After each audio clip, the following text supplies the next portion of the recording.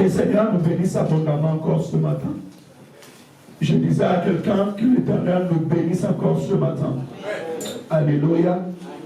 Cherchez l'Éternel Dieu.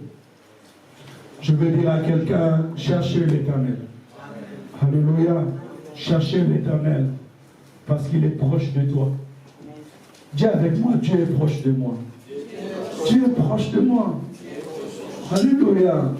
Dieu est proche de toi, frère, dans le Seigneur. Cherche-le. Cherche-le. Lève-toi, prie. Il faut avoir une intimité avec Dieu. Vous savez, la Bible déclare que Moïse, à chaque fois qu'il montait sur la montagne, il allait parler avec Dieu. Il est homme comme toi et moi. Moïse était né d'une mère et d'un père comme toi et moi. Mais à chaque fois qu'il montait à la montagne, il parlait avec l'Éternel. Alléluia. Parce qu'il avait compris les secrets. Et je peux vous dire que chacun de nous a un secret. Alléluia. Tu sais comment Dieu t'a rencontré. Amen. Cherche l'Éternel. Dis à l'Éternel, parle-moi. Éternel, révèle-moi. Éternel, je veux te voir, je veux t'écouter. Dis-moi. Amen, amen. Et crois-moi, l'Éternel te parlera. Il est le Dieu qui ouvre les yeux. Alléluia. L'Éternel nous ouvre les yeux spirituels et il nous parle. Le Dieu que nous prions, le Dieu que nous servons, il est vivant. Alléluia. La bonne nouvelle du royaume des cieux est oui et amen. Nous prions Emmanuel, Dieu, qui a quitté le ciel, venu sur la terre de l'homme pour sauver, pour restaurer nos vies. Et en Jésus-Christ, il n'y a plus de barrières. Alléluia. En Jésus-Christ, il n'y a plus de barrières pour entrer dans la présence de Dieu. Il a dit, je suis le chemin, la vérité et la vie. Et nul ne vient au Père que par moi. Aujourd'hui, nous avons accès à la présence de Dieu. Nous avons accès à connaître les choses cachées. Alléluia. Nous avons accès à la solution qui vient du ciel. Là maintenant, c'est ton intimité avec Dieu. Alléluia. C'est ton intimité avec Dieu. C'est comment tu développes ton amour avec Dieu. Comment tu t'attaches à Dieu. Et parler à Dieu. Je t'encourage. Parle. Parlez à Dieu. Priez l'Éternel. Dites Éternel, je suis venu te voir. Et tu sais, même quand tu es dans la présence de Dieu, tu n'as pas besoin de multiplier beaucoup de paroles. Alléluia. Tu n'as pas besoin de multiplier beaucoup de paroles. Parce qu'il connaît déjà, avant même que tu parles, ce que tu as besoin. Il le sait déjà. Mais approche-toi avec assurance. La Bible dit, approchez-vous avec assurance du trône de la grâce, afin que vous soyez secouris dans vos besoins.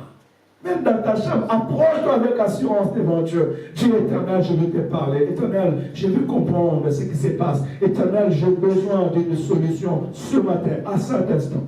Et laisse-toi emporter. Alléluia. Éternel te bénira abondamment. Ce matin, par la grâce de Dieu, on a cherché l'Éternel, comme d'habitude, parce qu'on cherche la face de l'Éternel. Et le Seigneur va m'amener, je vais entendre l'église en train de chanter et célébrer Dieu. Je vous attendais. J'entendais les chantres en train de célébrer, de glorifier Dieu, de lever Dieu. Mais là où j'étais en voiture pour pouvoir arriver à l'église et devenir un obstacle. La pluie tombait trop fort. Il y avait de l'eau sur le chemin qui remplissait. Notre chemin était inondé. Et je devais mettre GPS pour arriver. J'ai compris qu'il y a des personnes qui ont entendu la voix de l'Éternel, qui veulent devenir des adorateurs, mais sur leur chemin. Sur leur chemin, il y a des obstacles. Parce que la pluie, c'est l'image de l'obstacle. Alléluia. Il y a des personnes que l'Éternel a besoin d'aplanir le chemin de leur vie. Et je dirais que chacun de nous puisse revoir sa vie. Alléluia. Et cherche la face de l'Éternel. C'est bien d'adorer, c'est bien de célébrer l'Éternel. Mais on veut vivre la gloire de l'Éternel dans notre vie. Parce que, vous savez, quand on célèbre Dieu, quand on loue l'Éternel, c'est lorsque nous voyons la gloire de Dieu. La Bible déclare, Moïse, en traversant la mer Rouge, il a commencé à célébrer et à louer Dieu. Alléluia. Parce qu'il a dit que l'Éternel a fait éclater sa gloire. Tu loueras l'Éternel quand il va faire éclater sa gloire dans ta vie. C'est lorsqu'il marchait au milieu de la mer Rouge, il regardait les requins à gauche, les poissons à droite, et le chemin était aplani. Et là, il était en train de célébrer l'Éternel, de louer l'Éternel, de glorifier Dieu. Et tu as aussi droit de louer l'Éternel. Je dis à quelqu'un, tu as droit de louer l'Éternel. Tu as droit de célébrer. Vous savez, quand nous chantons, nous dansons, ce n'est pas une rituel, ce n'est pas une habitude. Normalement, lorsque nous chantons, nous célébrons, nous sommes en train de voir la gloire de Dieu. Tu es en train de témoigner ce que l'Éternel a fait pour toi. Alléluia. Voilà pourquoi tu dois considérer tes voies et demander à Dieu la victoire dans chaque épreuve et dans chaque étape. Alléluia. Quand tu es en train de célébrer, de louer l'Éternel, ton cœur est en train d'exprimer la gloire de l'Éternel. Anna dit, mon cœur se réjouit à l'Éternel. Alléluia. Mon cœur s'est réjoui à l'Éternel. Et l'Éternel m'a ouvert la bouche face à mes ennemis. Celle qui était stérile a enfanté cette fois. Alléluia. C'est la gloire de Dieu. Que l'Éternel t'enlève de là où tu es, des soucis, des problèmes, de l'adversité qui te dérange. Que l'Éternel enlève cela dans ta vie. Et que tu célèbres, que tu adores, que tu glorifies le Seigneur. C'est pour cela que je pris le temps de prier. Et je vais demander à l'église de prendre le prier, que chacun prenne le temps de prier pour sa vie. Ne blaguons pas pour notre vie. Alléluia. Nous avons déjà entendu la voix de l'Éternel. Dieu a fait déjà de nous les adorateurs. Mais Christ dit, les voleurs ne viennent que pour voler, égorger et détruire. Mais moi je suis venu afin que mes brebis aient la vie et qu'elles soient dans l'abondance. Alléluia. Nous avons la vie en Jésus-Christ. Nous avons la vie éternelle en Jésus-Christ. Nos péchés sont pardonnés. Nous sommes devenus enfants de Dieu. Mais aussi, si c'est terre des hommes, nous avons droit à une vie de paix. Alléluia. Tu as droit à une vie de paix. Tu as droit à une vie épanouie. Alléluia.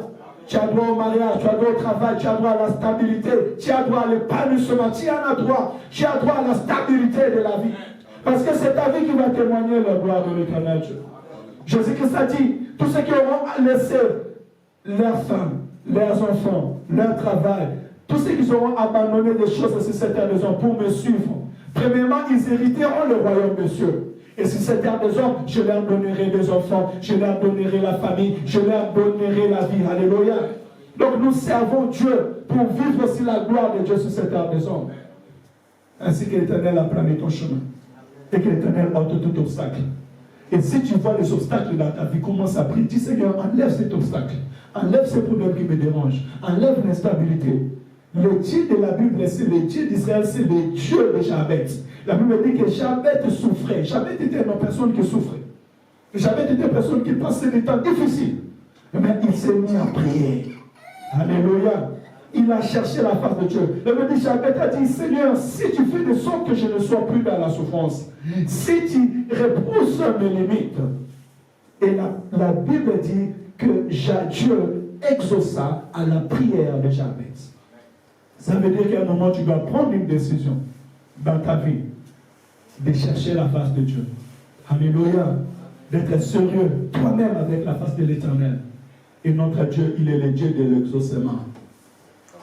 Je disais à quelqu'un, notre Dieu, il est le Dieu de l'exaucement. Il a dit, invoque-moi et je t'exaucerai. Je te montrerai des grandes choses, des choses cachées que tu ne connais pas. Et quand l'Éternel t'ouvre les yeux, commence à te montrer des choses à enlever dans ta vie. C'est là où il y a l'épanouissement pour ta vie. Alléluia. Que le Seigneur bénisse sa parole. Que le Seigneur bénisse sa parole.